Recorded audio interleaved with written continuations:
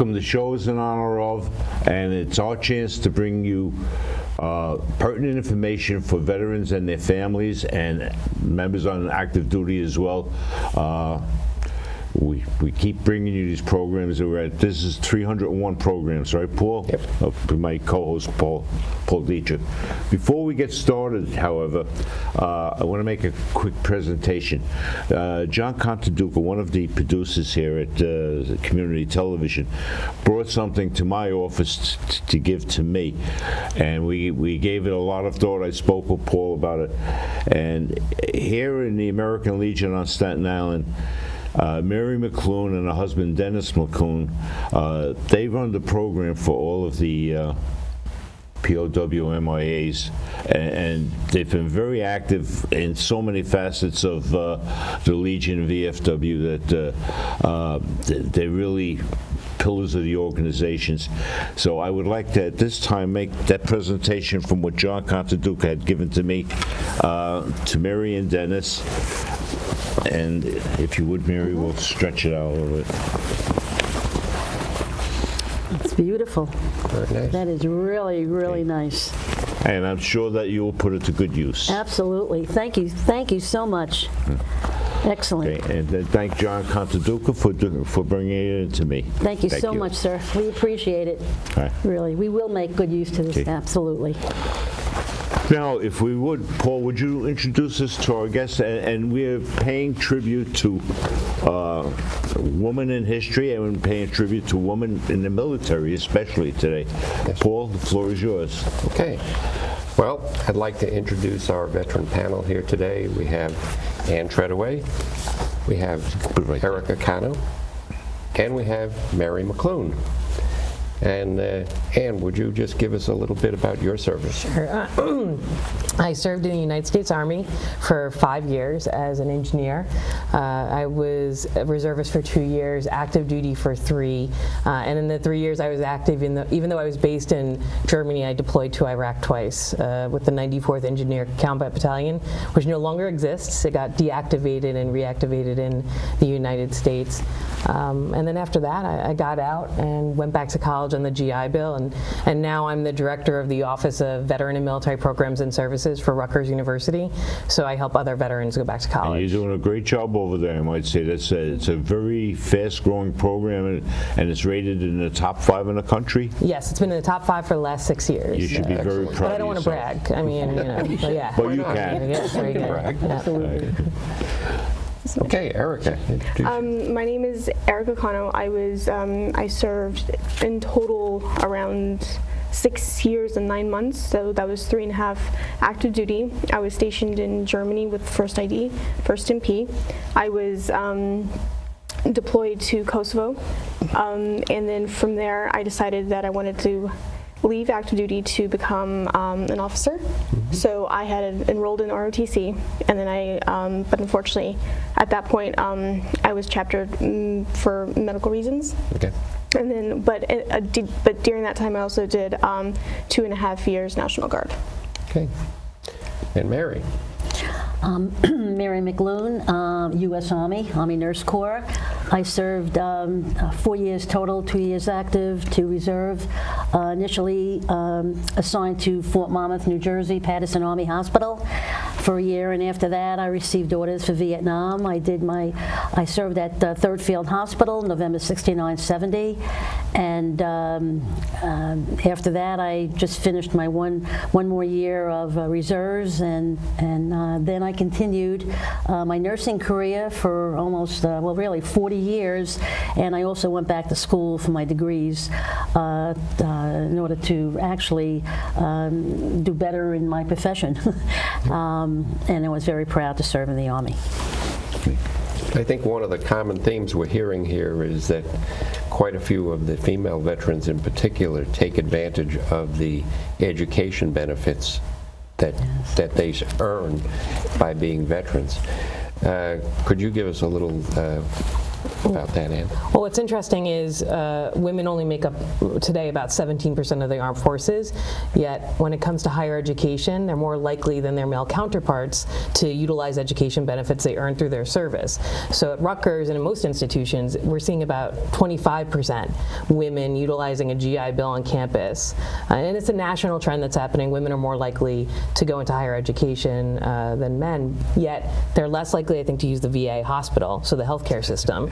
And they're also less likely to identify themselves As veterans. and utilize services on the campus. So even though you're using a GI Bill to go back to school, the other services they're not utilizing to the same extent that men are. Right, and then, but even like, as you just mentioned all that, like I can actually think back to every single instant where I was like, oh, I'm a veteran now, you know? But even, when, like for me, when it comes to like, you know, going ahead and using your educational like benefits, or even healthcare, it comes down to just knowledge and advocacy and having that transition period of where you're actually given all of this information. Because even I didn't know that, because I enlisted in the state of Texas, that they have the Hazelwood Act, which pays for the veterans' ultimate end goal after they use their GI Bill. And I had no idea until I was at CSI and they explained that to me. I was like, well, look at that. Yeah. A lot of it is knowledge, but I really think, and we've talked about this, that the service in general, when you're getting out, tends to really want to get you out, and they're not particularly concerned about making you aware of the things that, for example, when I left from Fort Bragg, there was no VA person there at all. There was no medical person there. It was, okay, have a nice day, here, out the door. We want you up the payroll, have a nice day, and move on to your life. And I really think there needs to be a better linkage when people are getting out of the service. Here's what you earned. Here's what is available to you. Here's what medical care is out there for you. Really needs to be better done. And I just don't see it being there. We had mentioned before that until 2009, there really wasn't even screenings for traumatic brain injury being done. So we have turned these people loose on society, basically, without any consequence. And it's a distressing situation to me. Well, I mean, the VA was designed for men, and that was because more men were in the service, and because women roles in the military was very limited, even until the 80s. The roles started to open up more so, and then even when I was in, when Erica went, there were roles restricted to us that are no longer restricted, and we didn't serve that long ago. But when the VA, I know, is trying very hard to catch up and to provide services for women, but in the last few years, I mean, the amount of women who served in the military are eligible for those benefits keeps on increasing, and they're probably to a point where they're increasing at a pace that the VA isn't keeping up in providing services. So I mean, Mary and I have experienced this. I'm not sure if Erica has, but when we've walked into the VA, we've been asked about our husbands and whether our husbands are there. So when it's an assumption that you're married and that you're not the service person, and that could be off-putting, you know, to utilize services. If you're not seen as the veteran, then how do we see ourselves that way? You know, out of homeless vets, you know, the statistic is 1 in 4 veterans are homeless. Yet when you take that one, right, that breaks down to more than 50% are women. So if there's less women who serve ultimately, and there's less women in the military who are veterans, how come out of homeless veterans there are more women? And it's probably because they're not utilizing the services that they're eligible for, and because people don't ask, because no one sees women. A lot of people don't see women. Yes, right, so they don't even talk about those services, so you're right. I think a big factor is boiling down to women do not see themselves as veterans. Very rarely does a day go by that when Dennis and I are together, whether it's in Costco or whatever, somebody will come up to Dennis. Now, both of us have Vietnam veteran hats on, and they'll say, "Thank you for your service."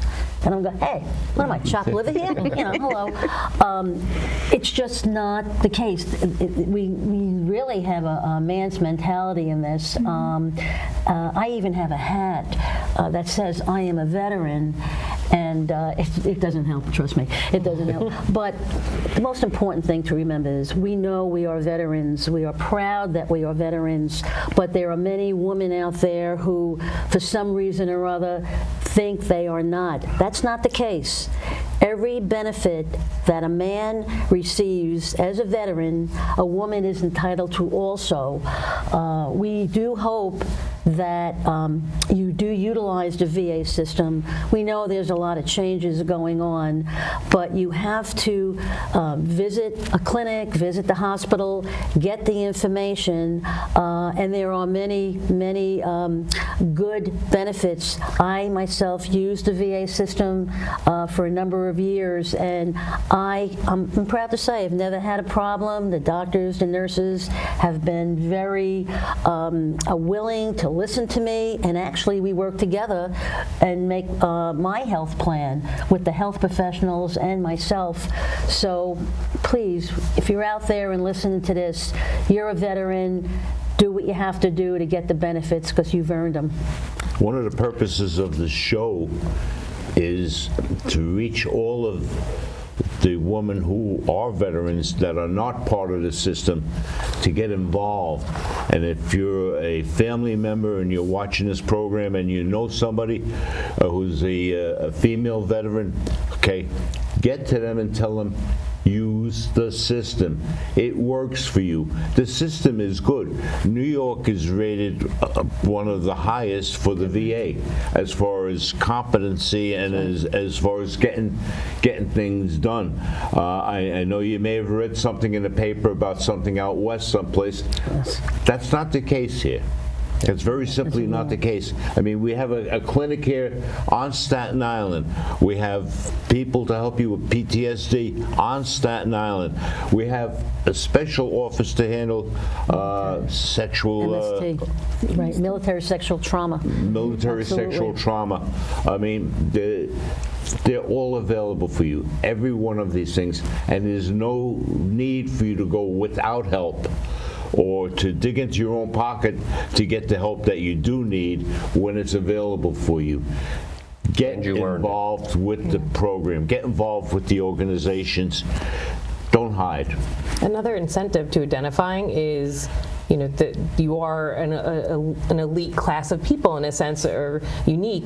I mean, the veterans of our generation and Paul's generation we only make up half of 1% of the population. There's few of us, and then women are even a smaller population within that. So putting it on something like your resume, and if you want to encourage someone to identify and they don't like the word veteran, veteran's a legal term, and you know, it has to do with active duty, but there's a lot of confusion sometimes. Different interpretations of what specifically makes someone a veteran.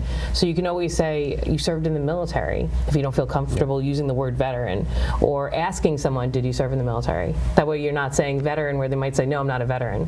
You know, I always use my father when I talk about this as a legal term. Is my father enlisted during Vietnam in the Navy, so there you are. We're Army numbered here, but he enlisted and he got put on a ship in the Atlantic. That's where he got put. So he never went to Indonesia. Right. He didn't go to Indonesia. Right. He served for active duty when he got out. You know, but if you ask him today, are you a veteran? He'll say no, because he doesn't consider himself, because he's not a combat vet. Right, yeah. Right. So women also experience similar experiences. So if you just say, were you in the military, there's a better way to identify themselves, and putting it on the resume and self-identifying is a way to make yourself stand out. Yeah. Yes. And unfortunately, there are a lot of Vietnam vets that were in combat that came home, and if you asked them if they were a veteran, they would choose not to answer the question and walk away from you. Yes. Because of their experience in Experience admitting back that they were home. veterans, yes. Yeah. Right. We do a similar thing with the, I'm a advisor down here, a mentor actually, for the Veterans Court. We have a Veterans Court here now on Staten Island. At last count, there were 10 veterans in the court. And when I read the questions that they went to the people that were having the difficulties with, one of them was, are you a veteran? I said, no. Have you served? Yes. That's the important part of it. And fortunately, there are no female veterans in there at the moment, but it's some people don't identify as veterans for whatever, and women in general tend to not identify as veterans. A lot have served in the reserves and the National Guard, and they're using the legal term, yeah, I'm not a veteran because I never deployed. Yeah, that's a legal term. You still served. You still, you know, whether you got sent someplace was not your choice, unless you were really stupid and volunteered to go to some idiot place. And yes, there are a lot of idiot places to get sent. I've been to some of them. But the point is, they still served. They still were in the military. And that's an important thing to know. The Veterans Court, by the way, is very good here in Staten Island. So.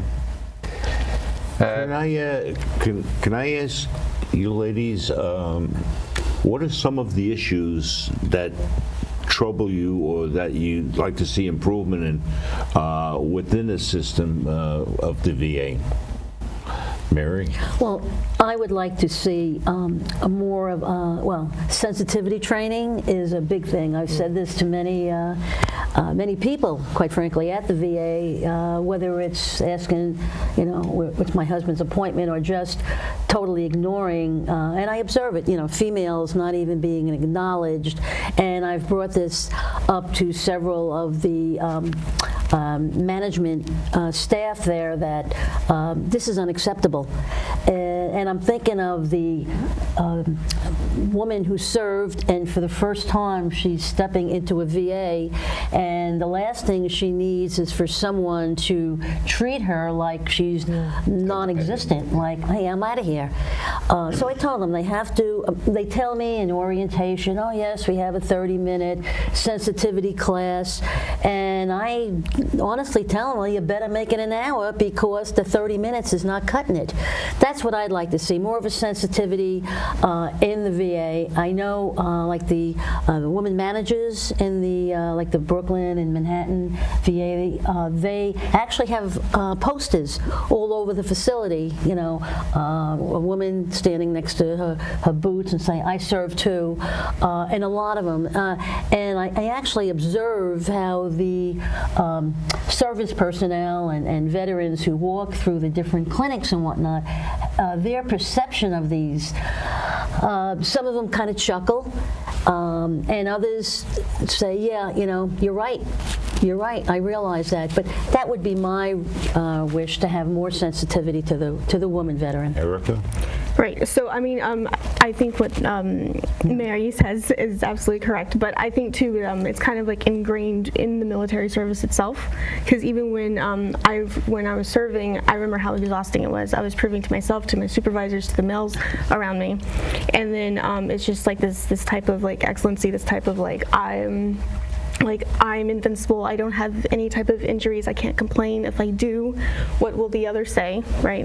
So I do have friends that did have types of injuries but never went through and sought treatment, and now that they're out, when they tried claiming a service-connected injury, they were denied. Right. Yeah. So you have that culture. Then you also have like when you're transitioning out, and you don't have some type of like support network, some type of like just a person to go ahead and like push you in this direction, right?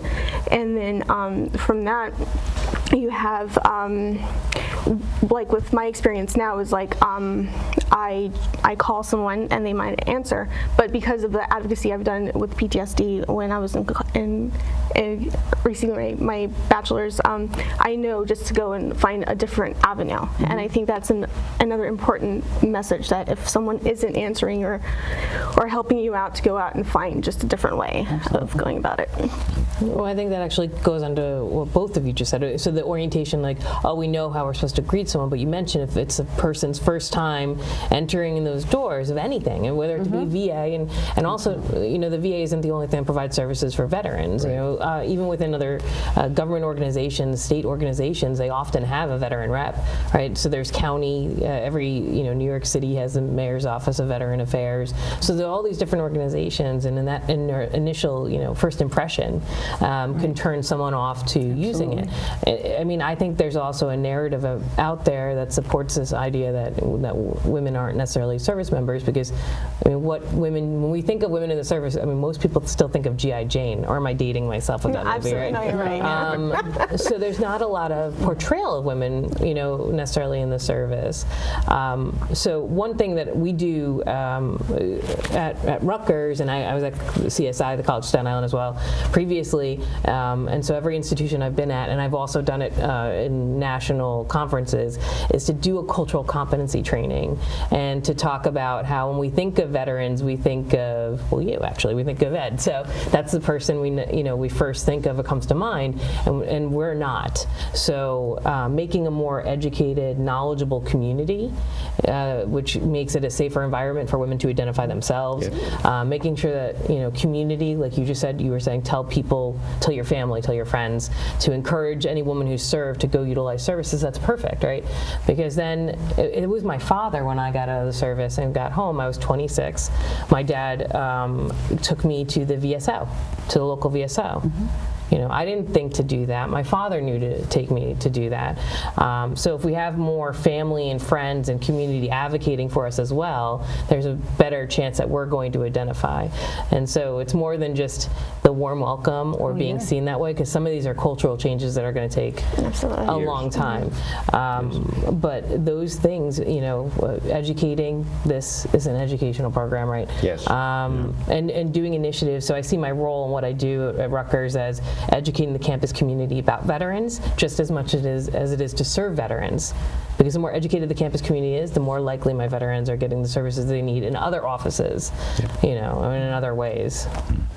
To go even beyond that, though, I think that we need a lot more of the women veterans to be in the service organizations themselves.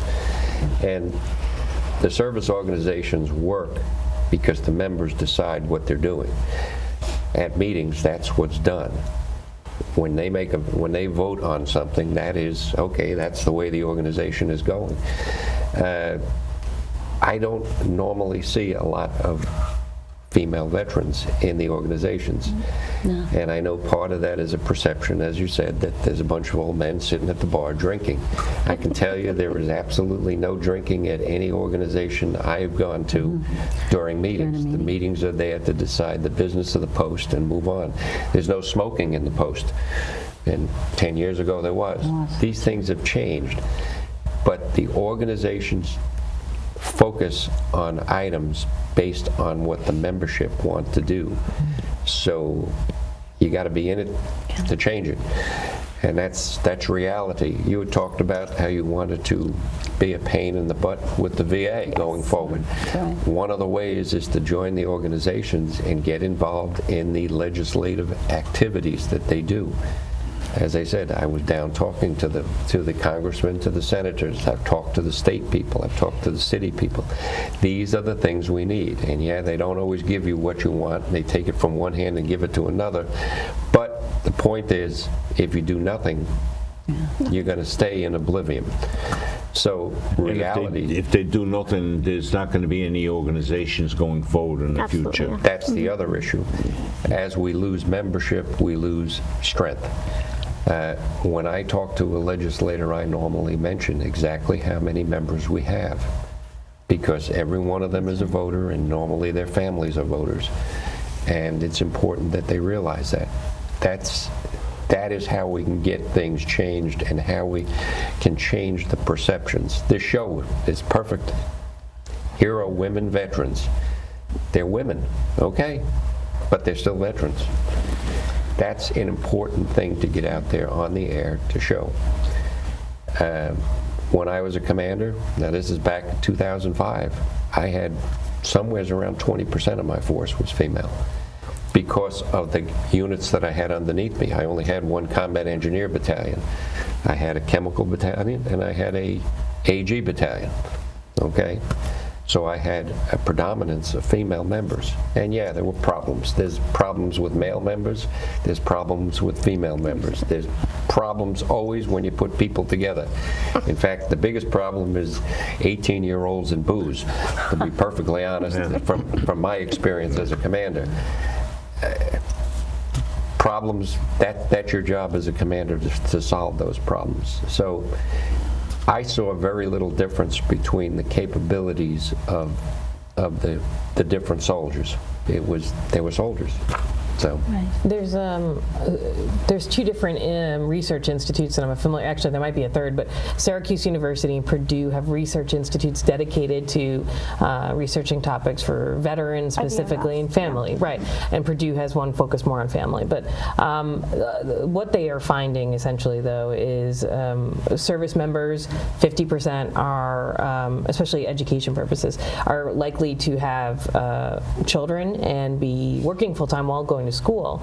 So one of the challenges of organizations, and I'm a member of VFW and American Legion, Yep. but getting to a meeting, right, is often a very difficult. Yes. I think the delivery of services has to be in all forms. I was mentioning earlier that we just, in honor of Women's History Month, we did 2 virtual events this week alone, because again, if you don't have childcare or you're not comfortable coming into a veteran service office, how do you get them? They can access from safely from their home. They don't have to identify themselves because they're virtually logging in, and they can use a fake name. It doesn't matter. We did negotiating salary. And we did LinkedIn 101, which is like the professional social media. So, I mean, it's recognizing that women aren't participating physically as much coming in. So how do we reach them? How do we meet them in the middle and then maybe encourage them to come in into providing services in that way? So childcare, later meetings, different topics that are more unique for women. There's a back and forth about having just women veteran groups, because we work very hard to be integrated, but there's got to be, maybe that's the bridge. Maybe having something that's a women veteran yoga, right? Or doing something, or just a dinner, or a professional development day. Prudential and JP Morgan are the 2 that I'm most familiar with, have hosted women professional development days for women veterans. So doing things like that, and then there's a bridge there to possibly accessing wider services. And I think also, for example, the link I sent you to the young lady who's on the VFW committee. There is a committee of female veterans in the VFW, and the intent there is feed the issues. Okay, maybe you don't want to talk to me about what this particular issue is. Feed the issues to them. They're at the top of the VFW. They can top load the issues back into the system easier. That's the reason I gave you that link. Right. And, it's there. You've got to utilize it. You've got to step forward, just like you did when you say, yes, I'll serve. So. You're watching in honor of. We love you for watching. We will continue to bring you programs like this. And I'd like to invite my 3 guests tonight to come back again, and let's do this again. Let's not wait for Women in History Month. Absolutely. Okay? We love you for watching. God bless.